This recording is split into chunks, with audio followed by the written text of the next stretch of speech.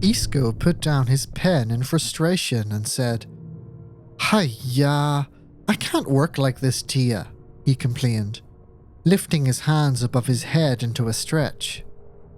His long body was bathed in sharp, contrasty illumination from his smartphone flashlight. All right, I know," Mariella conceded, giving up on trying to continue her nephew's tuition with no electricity. "You really knocked it out of the park when you said, 'Oh, Isko, let's go to the country house to study. It'll be easier than with all the distractions in the city.' Good call, Tia. You nailed it," Isko said, doing his uncannily accurate imitation of her manner of speaking. She tried to be annoyed at him for a moment, then gave it up and just chuckled. "All right, I messed up, so sue me, okay?" Mariella chuckled playfully, slapping his arm. "You've got candles and stuff somewhere in here?" he asked, poking his head into some drawers. Mariella cursed in Filipino. "Paul keeps all that stuff in the shed." "I'm not going out in that," Isko said, standing at the window, watching the unrelenting sheets of precipitation batter the cabin. The wooden shed was about 100 meters away, nestled under a copse. It wasn't even visible at that moment, until a lightning flash illuminated its distant shadowy smudge for a split second. "Nor me. And I don't even know where Paul keeps the key to the circuit breaker thing," Mariella sighed. The bad weather always seemed to get her down. "I guess we're basically spending the night blind. And my phone is on 3% charge, so no flashlight anymore," he shrugged, smiling at her in the near darkness. "I guess Uncle Paul couldn't just let you have peace even when he's away." Mariella's Canadian husband Paul was away with their sons on some camping holiday. Nothing she was interested in, so she stayed behind and used the opportunity to tutor her nephew, whose mother was paying her handsomely for doing so. "If only no candles were our biggest problem," Mariella said, grimacing. "Is the roof going to cave in or something, Tia?" Isko asked, settling himself in a comfortable chair in the living room, a faint volcanic light coming from the nearly burnt-out fireplace. "No, Marianne's supposed to be joining us for the next few days so she can work," Mariella said, looking at the floor. "And now we've got no power." "I'd prefer it if the roof caved in. Marianne she's a..." Isko didn't know how to finish the sentence. "Like an earthquake?" Mariella suggested. "Yeah, she's awesome and terrifying at the same time. And recently, I think she's kinda lost it," Isko said, shrugging. "I don't know if she ever had it, and she's just found a new way to be herself. God forgive me if she hears me say that," Mariella chuckled to herself. "She's going to kill you anyway when you tell her there's no power. She's not going to be able to work without the internet," Isko said, making a mock sign of the cross at his aunt. "Rest in peace, Mariella," she whispered to herself. Some time later, a heavy banging came at the door, jolting the pair out of the half-sleep they'd fallen into. "Here she comes," Isko yawned. Mariella let out a sigh and went to open the front door. The first impression upon unsealing the door to the storm was the oppressive pounding of the rain. Then Mariella shielded her eyes from the glare of car headlights, which were parked as close to the front door as possible. Lightning struck, and like a harpy flying out of the sun, the hooded silhouette of Marianne flashed in blue. "By God, get inside! Get inside!" Mariella gasped, waving frantically. The dripping Marianne stepped over the threshold. Mariella shut it fast behind her. "Who broke the clouds? Jesus Christ, I swear I nearly drowned on the way here," Marianne complained. "And why are all the lights out?" "Power's out," Mariella said apologetically. "Tell me you're screwing with me." Mariella turned on and off the nearest light switch and shrugged. 10 minutes later, the three were standing in the kitchen, illuminated by an emergency torch that Marianne kept in the trunk of her car, in case of situations just like this. "I thought you'd be mad," Mariella said tensely, as Marianne seemed to be overtly relieved. "I normally would, but things have been weird lately." The more off the grid I am for a bit, the better. Are you on the run from the law or something? Isko asked her. Nah, kiddo. It's nothing as unimportant as that. Mariella raised an eyebrow and said, My goodness, that does not sound reassuring somehow. Marianne grimaced and raised her hands defensively. Some things are worse than the law. Isko put his head down. He could tell the conversation wasn't going in a way his aunt was happy with. And he didn't want to be chucked out of the room and potentially miss getting a glimpse into Mariella's infamous sister-in-law's wild life. Look, so I was putting together an investigative piece with my partner Joel, and well, I might have ruffled a few feathers, Marianne explained, sounding casual. But the incessant tapping of her fingers on the kitchen table acted as a confession of her anxiety. Who did you tick off this time? Mariella asked, a sharpness audible in her voice. Well, there was this conference in New Zealand 2 weeks ago and James Butterworth was there. That did it. Mariella started bellowing a range of curses in Filipino. Isko was relieved that Marianne was Canadian, because what she said was probably about as spicy as it could get. However, she slipped back into English and engaged in a perfectly comprehensible rant. I should have known. It's always with that butter churn guy. Butterworth, Marianne corrected her. I don't care. What did you get for publishing that nonsense about UFOs or whatever about him?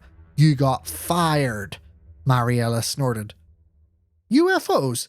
Come on, you know it wasn't about it doesn't matter what it was about. It was nonsense. To Isko's horror, his aunt suddenly pointed at him and said, This boy, he thought you were the best thing in the world.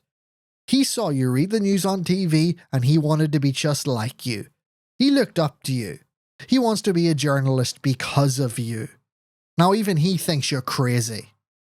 Isko kept his head down, fuming at his aunt for involving him in their disputes. Marianne was dismissed from her job as a reporter for the CBC after she published a piece alleging that James Butterworth, the infamous billionaire and subject of many popular conspiracy theories, was somehow responsible for a riot that occurred somewhere in Europe via mysterious means. The publication of such allegations earned her the criticism of many important people, including her own editor, who terminated her employment soon after.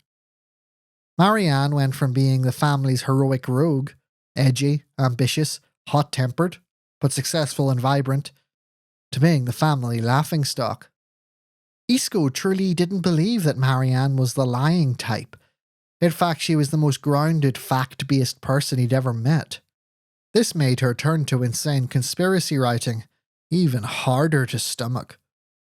Marianne smiled in an uncharacteristically forlorn but determined way. I know what I wrote seems crazy to most people, but I was there. I saw it. I was in the middle of it. I told the truth as I understood it, and that had some backlash. She sighed and shrugged. But I'm getting paid much more than I did on the network since I launched my Substack to do my own work. That's because crazies on the internet are willing to pay for their fix of craziness. Hi-ya, Marianne, Mariella exclaimed, slamming her short arms down on the table. Marianne, why is it? Isko asked. No, you stay out of it, Isko, Mariella interrupted. Ella, Marianne said softly, I'd like to hear what he has to say. Mariella sighed and put her head in her hands. Isko took this as an all clear to continue. You said this Butterworth guy was after you, Isko asked Marianne somewhat hesitantly. Afraid so, kiddo. Isn't there like 1 million conspiracies about him? Probably more. Does he go after any of them? Not that I know of. Then why is he after you, if you're just another conspiracy theorist? Isko asked, concluding his train of thought. Marianne grinned, which looked somewhat sinister in the torchlight. See, Ella? He's going to be a great reporter. He has all the right instincts. Mariella stood up and slammed the table. I swear to God, now you've filled his head with your nonsense. Come on, Ella, Marianne said. I will not. Whatever she was going to say never got to came out as a lightning strike illuminated the kitchen in blinding blue and white. The accompanying crack of thunder caused Isko to cover his ears, and then he heard thunder again? Thunder often took a few seconds after a lightning flash to reach one's ears. Isko blinked a few times, waiting for the after image of the flash to fade from his vision. When it did, he noticed that the kitchen window had been crisscrossed with cracks, centered on a small hole. He looked to his left, half lit by the torch, and his Aunt Mariella lay on the ground, totally still, blood pouring from a circular opening on the left-hand side of her forehead. "Tia!" he yelled, jumping down to her side in total disbelief, shaking her. "Tia! Tia! What happened? Wake up!" "Get down, kiddo!" he heard Marianne scream, and then she shoulder-tackled him out of the range of the torchlight and the window as a part of the floor where he had been kneeling for an instant exploded in a cone of dust and tile as another ear-splitting crack sounded in the air. Marianne dragged the shaking and incoherently mumbling Isko into the corner of the kitchen and huddled there where two of the kitchen benches met. "Tia?" he mumbled feebly, his violently quivering hand pointing to the still mass that was his aunt's body. Marianne suddenly gripped his face with the two of her hands and sharply twisted his face to face hers. She spoke with a sort of practiced calm that was almost unsettling, as if she had learned to switch off her emotions entirely. "There's a sniper out there.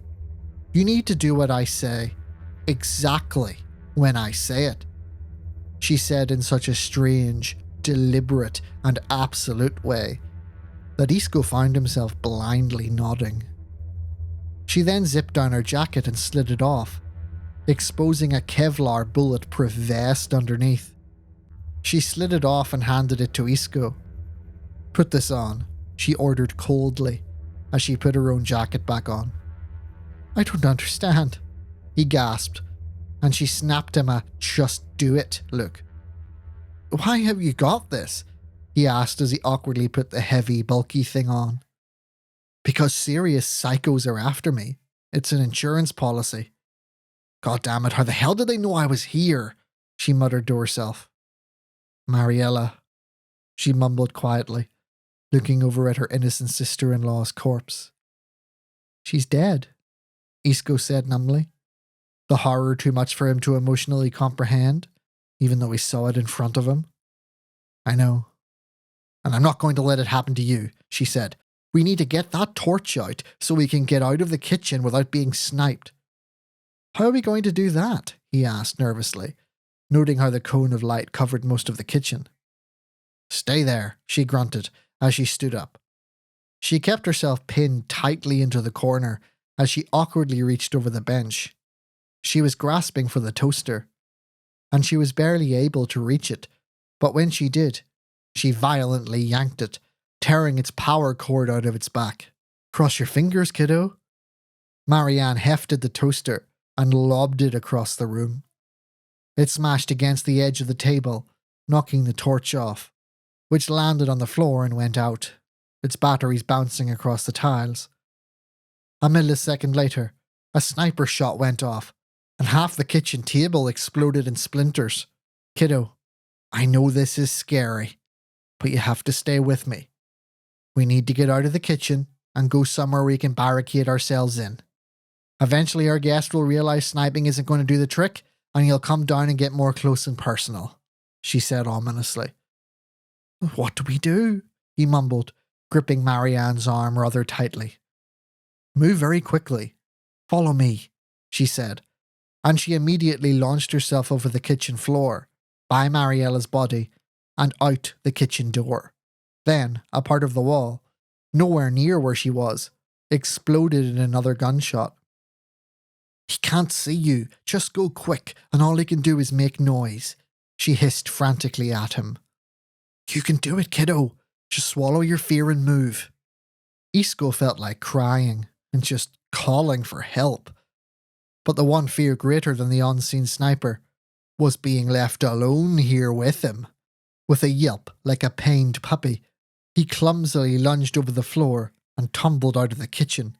A gunshot went off somewhere behind him. He collapsed into Marianne's arms, gasping in barely contained panic. She grasped him by the face again. You did good, kiddo. Keep it together. We're going to be okay. You hear? He grunted in the affirmative, his eyes adjusting to the near-perfect darkness of the hallway. Stay put for 1 second, she said, and vanished. Moments later, he heard the curtains on nearby windows being drawn closed. And then she was back. She turned on her phone screen, but not its torch, providing a meager but usable amount of light. This should make sniping too much of a chore for him. He's probably already coming down on foot, so we have a few minutes to find a hiding place as he's probably set up on a hill somewhere. The basement has 3 locks on it. Uncle Paul is always fretting over burglars, Isko muttered. You're a sharp kid, she said, impressed at his resilience and clear-headedness in the situation. Let's do it. Isko quickly went to the table near the front door of the cabin and lifted the bunch of keys that were kept there. He then, with shaking hands and a sweating brow, unlocked the basement door.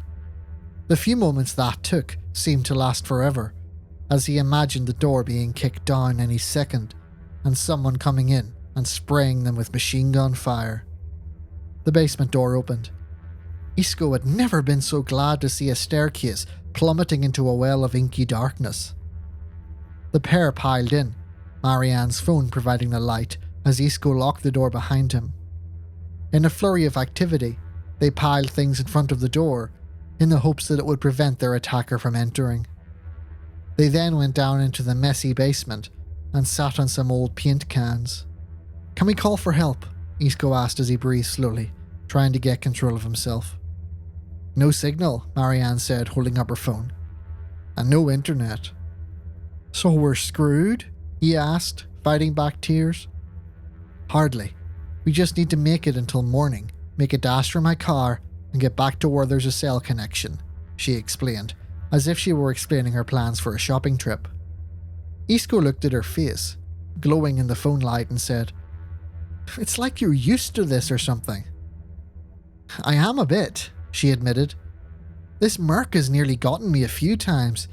He's much better than the other dozen Jimmy Butterworth sent my way. He must be paying the big bucks.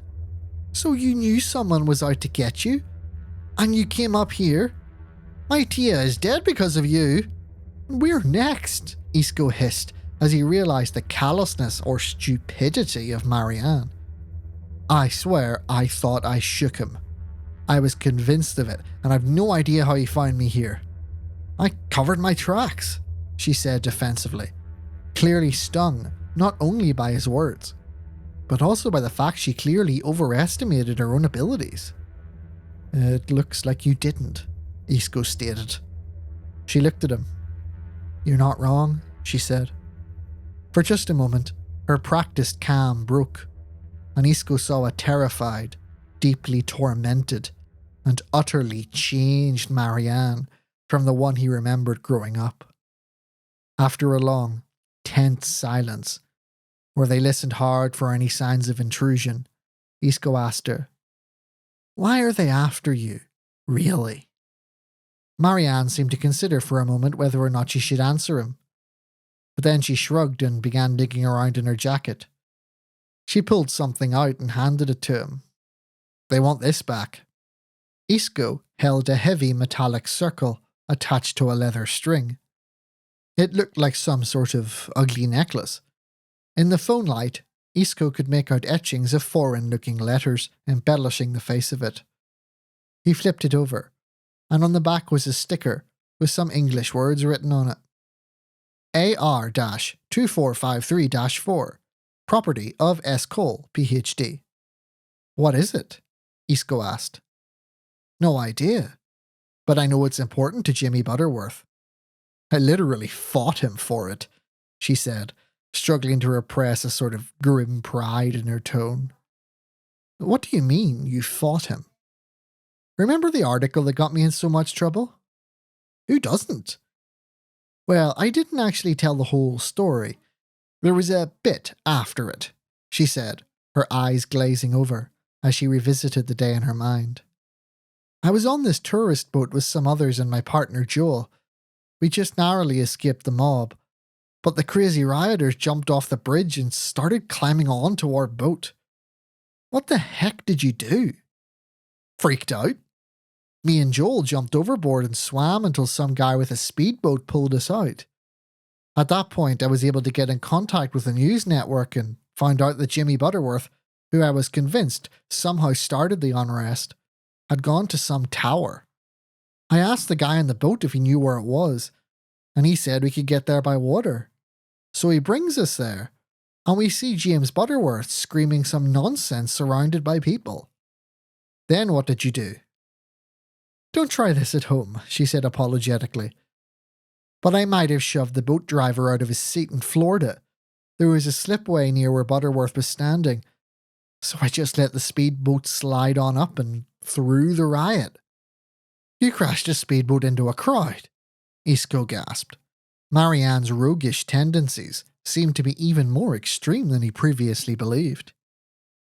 There was a reason I didn't include it in the article, she said, trying not to look pleased with herself. As luck would have it, I knocked Jimmy Butterworth down, and I jumped down and demanded he tell me what he thought he was doing. Did he? Oh no, he started kicking, punching and screaming at me in some foreign language. Joel then hit him on the back of the head with a TV camera, and this necklace popped out of his shirt. The rioters were getting very antsy at that point, so I just grabbed it, along with Joel, and legged it into the crowd. How did he know it was you who took it? Isko asked. He's a billionaire. He had ways to find out things, like, for example, bribing the owner of the speedboat for information. That combined with my very public article, he put two and two together. I guess I was seriously naive about the repercussions of that. So why don't you just give it back? I think he needs it to do whatever it is he does, and I'm not going to let him do again what I saw that night. At any rate, it gave me a huge clue. And that was S. Cole, the name on the back of the amulet. I've been trying to track.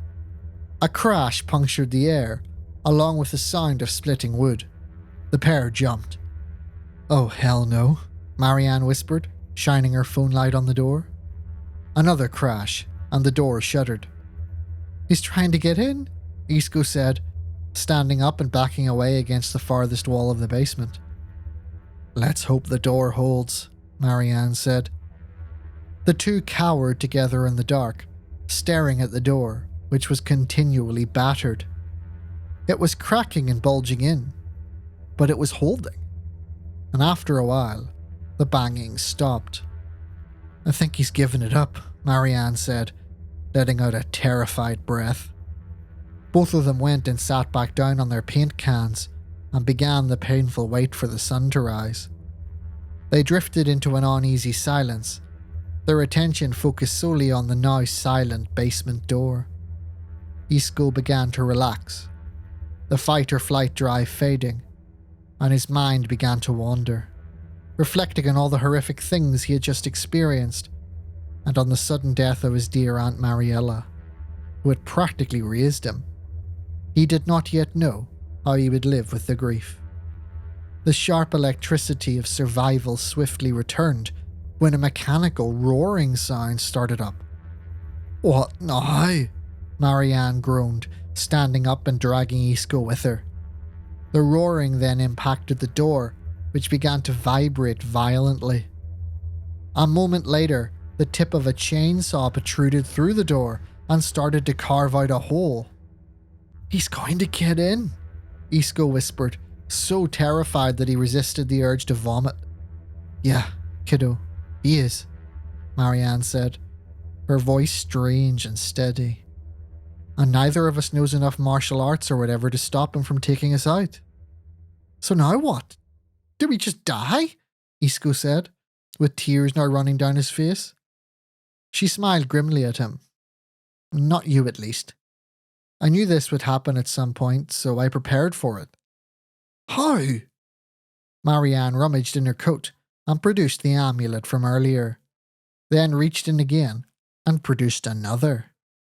I had a fake made, she said with a sly smile.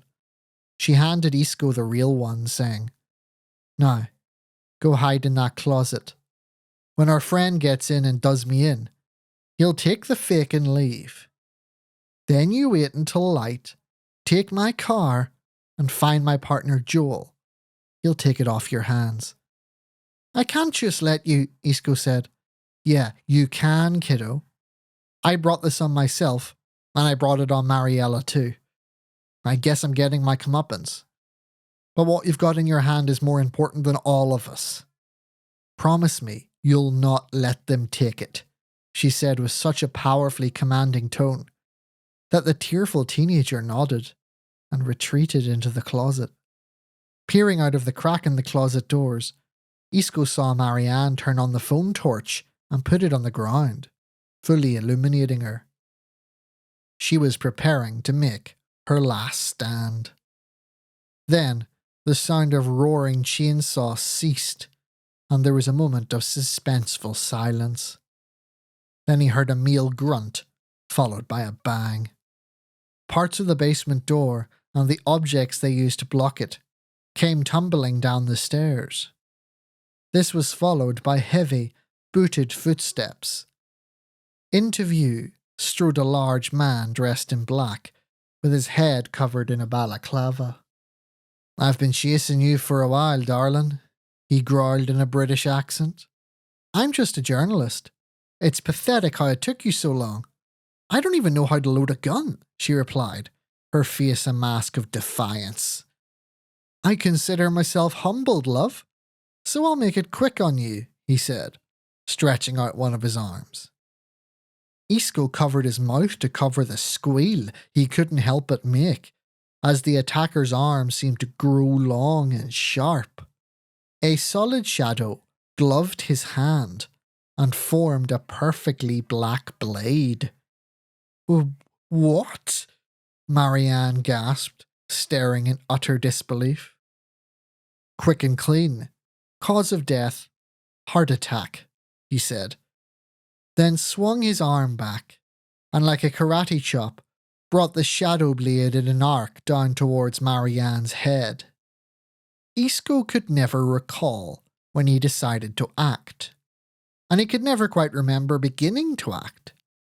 The earliest thing he could recount was bolting across the room, an old iron fire poker he'd grabbed from a corner in hand, as he bellowed at the attacker and swung the rod, bringing it crashing against the back of his skull.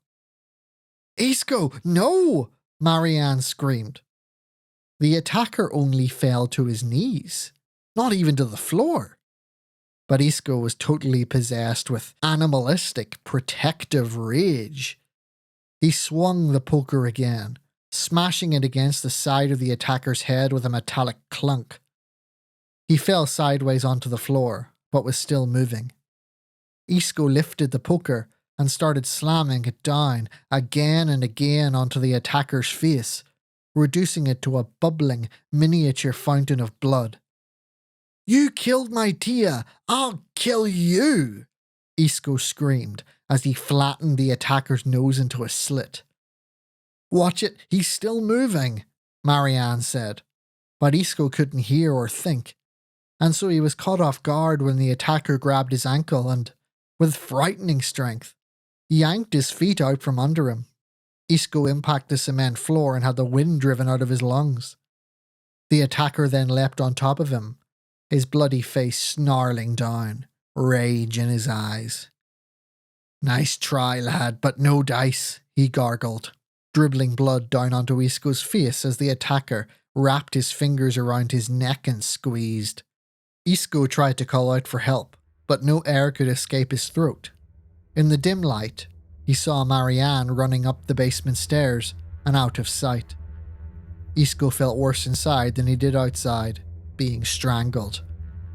Marianne had left him, and the amulet with him, just to get herself out. All of the talk about making him swear to protect it was just that. Talk. She was a coward who chose her own survival in the end. Isko closed his eyes and accepted his lot. With no Mariella and the cowardly Marianne, it was better to die than live with those memories.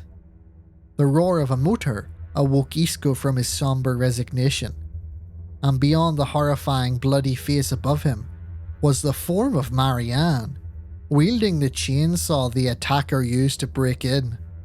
"You just got beaten by a reporter and a high school kid," she yelled, bringing the chainsaw down against the side of the attacker's head.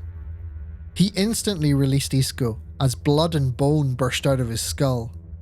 The attacker scrambled away, but Marianne brought the chainsaw down on his torso. Isko covered his eyes and curled into the fetal position, trying to block out the screams, the roars, and the cracking of ribs as Marianne disemboweled their monstrous attacker. The sound was so overwhelming and terrifying that Isko passed out. The next thing he could recall was blearily waking up in the passenger seat of Marianne's car as they drove down a dark highway. "Rise and shine," she said, her voice heavy, but her smile genuine. We're not dead," Isko observed weakly. "Far from it. I can't say the same for that merc, though." "So we're going to be okay now?" he asked. "For now. You know, I keep thinking how crazy it is that we aren't blood related." "Why's that?" "Because you're just like me. Going after that merc with a poker. You really don't know your place, kiddo." Isko managed a small, despair-laden smile as the car turned left, back towards civilization.